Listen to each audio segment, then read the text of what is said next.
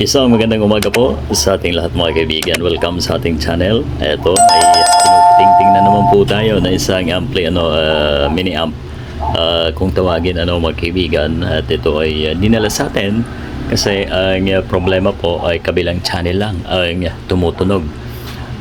Check na po natin ano nga ba ang mga posible na maging sira pagka isang channel lang po ang tumutunog.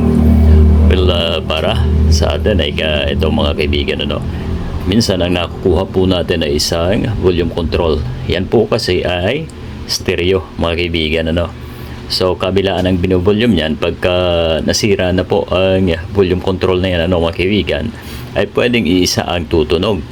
At ang pangalawa, dun mismo sa ating output.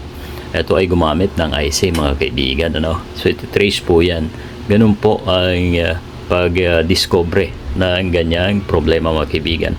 Pero doon sa malalaking ampli, minsan hindi rin nawawala yung loss connection mga kaibigan. Laging andyan po yan.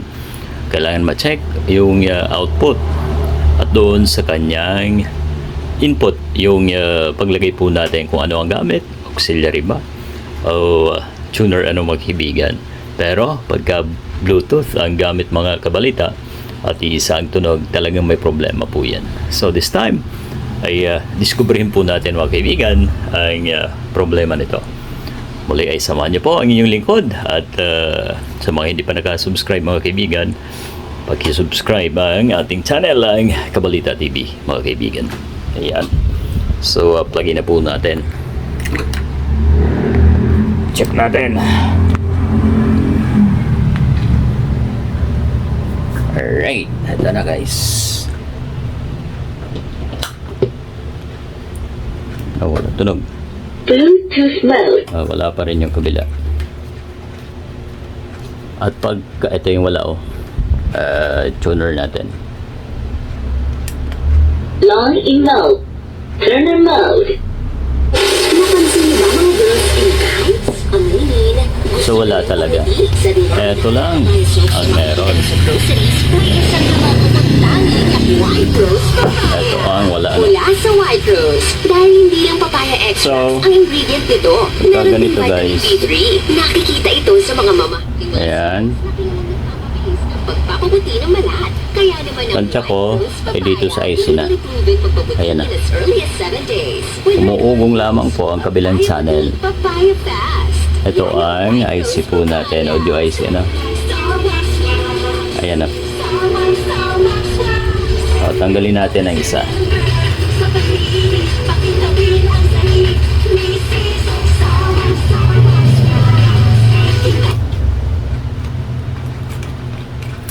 Binuksan na rin po ng may-ari.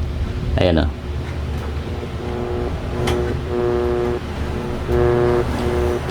Pagka ganyan guys ay IC na ang problema natin. So kung may pamalit po tayo ay papalitan po natin yan. Alright. Bunot. Ang value po ng IC natin ay 72975A. Alright. Sana po tayo. Baka meron. Ito yan. Wala naman ibang tinakbuhan. Dito na sa ating output. Ayan napakalapit. Yung volume po natin ay good naman. So ito talaga. So yan mga kabalita, since ito po talaga ang may problema, ay tanggalin na po natin mga kaibigan. Ayan.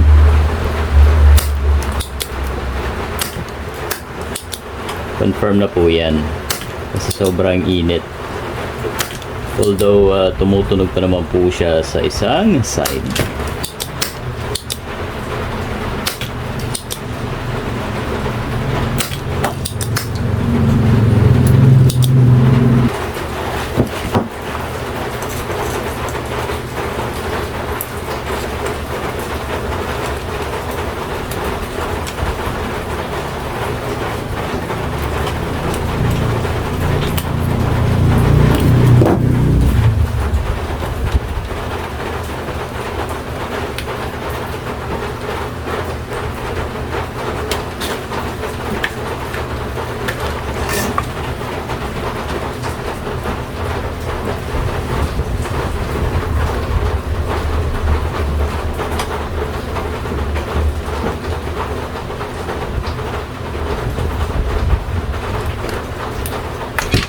Yun.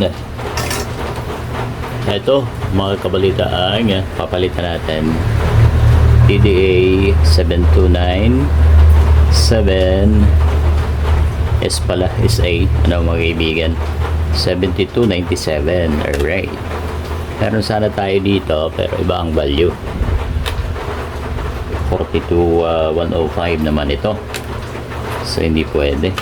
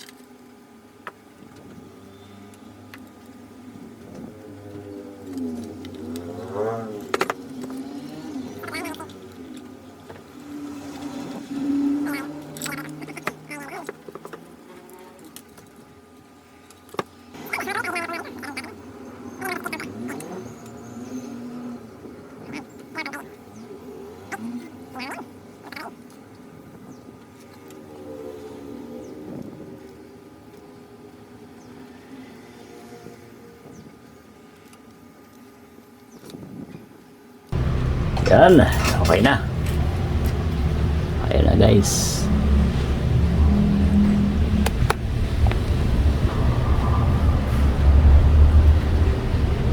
Sure natin hindi nag-short ano. Tanggalin natin yung mga residue. Alright.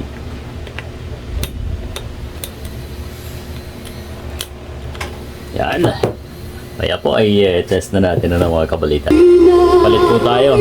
Kagaya po ng dati PDA.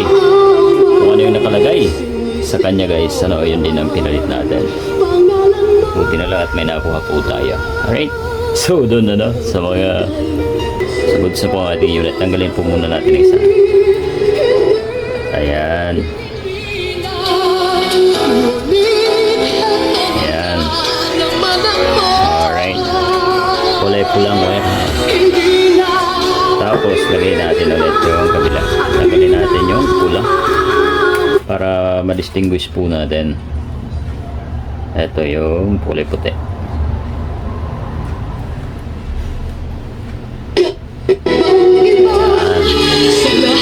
Kulay white ang wire. Right. Ayan na. Tanggalin natin ulit at ikabit ang kulay red. Dito yan sa kabila ano.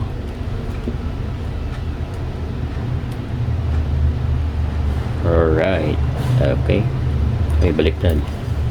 Sundin natin ang color coding. Yan na. Wala. Sabay na natin para confirm. Yan. So okay na po guys. Thank you so much.